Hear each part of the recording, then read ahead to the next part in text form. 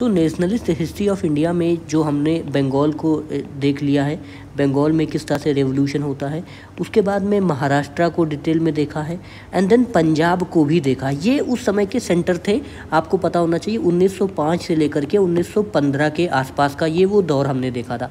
अभी हम लोग बात करते हैं कुछ उस समय अब्रॉड, बाहर, देश के बाहर भी कुछ एक्टिविटीज़ हो रही थी बिपिन चंद्रा में, और स्पेक्ट्रम में इसको एक्सटेंसिव कवर किया गया है, तो वहीं से मैं इसको सोर्स के तौर पर कर रहा हूँ। एक्चुअली अब्रॉड नेशनल मूवमेंट गया क्यों था, क्योंकि इसके पीछे 2-3 कारण थे, और वो 2-3 कारण काफ़ी इम्पॉर्टेंट थे।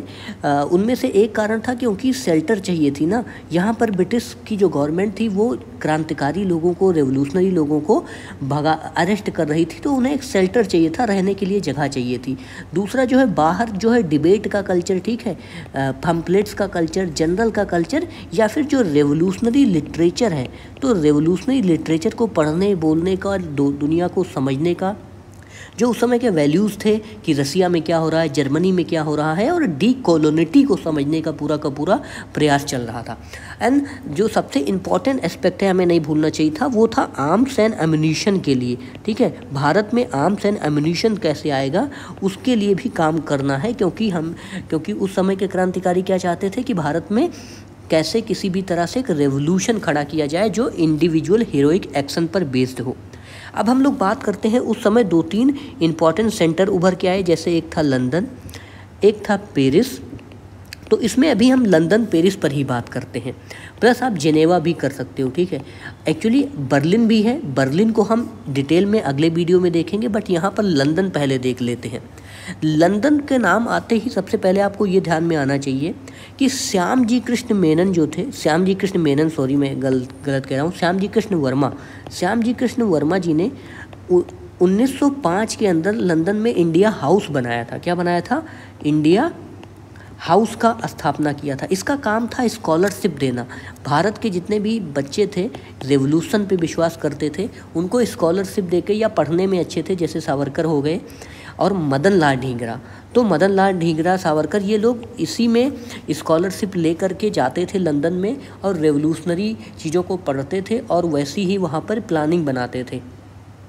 अब मदन लाल ढींगरा को मैंने काफ़ी डिटेल में डिस्कस किया हुआ है बिपिन चंद्रा में, लेकिन फिर भी आप जानो कि 1909 में इन्होंने कर्जन वायली का असैसिनेशन कर दिया। कर्जन वायली उस समय का काफ़ी रेस्पेक्टेड पोस्ट पर मिलिट्री पहुंच चुका था, ठीक है, वो उसने भारत को भी सर्व किया था, बट उस समय वो लंदन में ही था।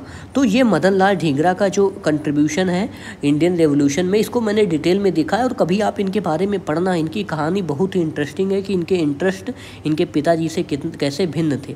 अब जब भी लंदन इंडिया हाउस की बात करते हैं, तो आपको ध्यान में रखना चाहिए कि इंडिया हाउस 1905 में बना था, और जो ये श्याम जी कृष्ण वर्मा थे, ये इंडियन सोशियोलॉजिस्ट नाम का एक न्यू जर्नल भी चलाते थे, इंडियन सोशियोलॉजिस्ट। तो ये भी आपको ध्यान में रखना चाहिए। 1910 आते आते जो सावरकर होते हैं, उनको नासिक कॉन्स्पिरेसी केस में, इसको हम देख चुके हैं इससे पहले वाले वीडियो में, महाराष्ट्र वाले सेक्शन में, क्या कर दिया जाता है, उनको डिपोर्ट कर दिया जाता है, काला पानी की सज़ा हो जाती है, और यहाँ पर मदन लाल ढींगरा को भी इसी में पनिशमेंट मिलती है।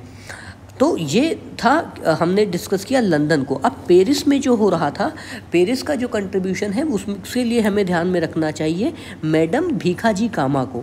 मैडम भीखाजी जो कामा हैं, उनको हम सभी लोग जानते हैं कि पढ़े हुए हैं अपनी हिस्ट्री की किताबों में, वो एक लेडीज़ थी, पारसी वुमेन थी, ठीक है, और काफ़ी इनलाइटेंड थॉट होते थे इनका जो एक इम्पॉर्टेंट न्यूज़पेपर है, वो हमें ध्यान में रखना चाहिए, पम्पलेट जिसे भी आप कह सकते हो, जनरल, ठीक है। तो वो है वंदे मातरम। ये वंदे मातरम निकालती थी, जिसमें भारत के बारे में, इंडिया के रेवोल्यूशनरी आइडियाज़ को डिस्कस करती थी।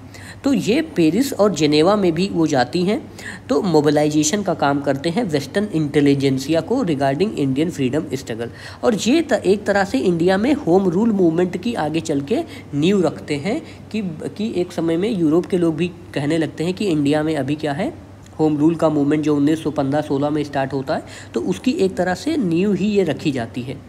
इसके बाद हम लोग बर्लिन को देखेंगे।